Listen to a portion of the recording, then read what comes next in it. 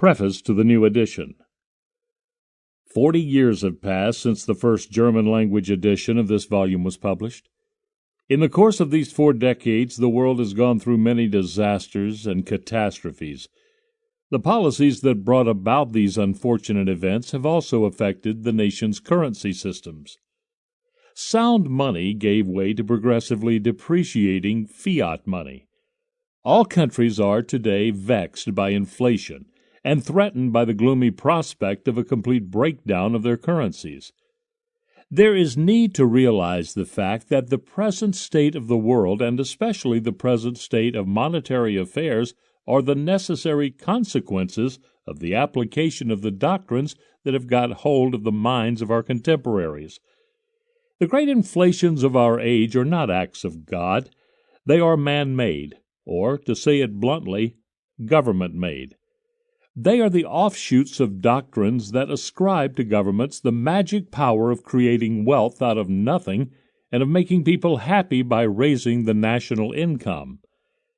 One of the main tasks of economics is to explode the basic inflationary fallacy that confused the thinking of authors and statesmen from the days of John Law down to those of Lord Keynes.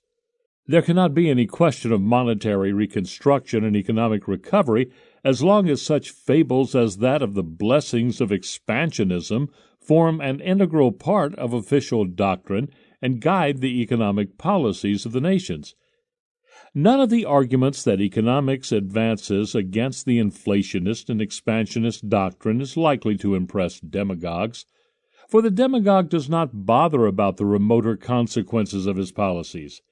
He chooses inflation and credit expansion, although he knows that the boom they create is short-lived and must inevitably end in a slump.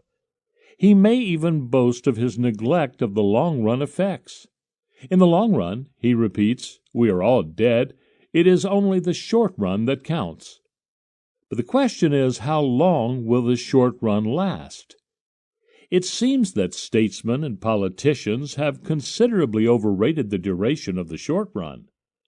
The correct diagnosis of the present state of affairs is this: we have outlived the short run and now face the long-run consequences that political parties have refused to take into account.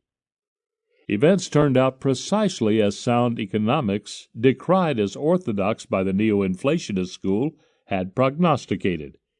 In this situation, an optimist may hope that the nations will be prepared to learn what they blithely disregarded only a short time ago.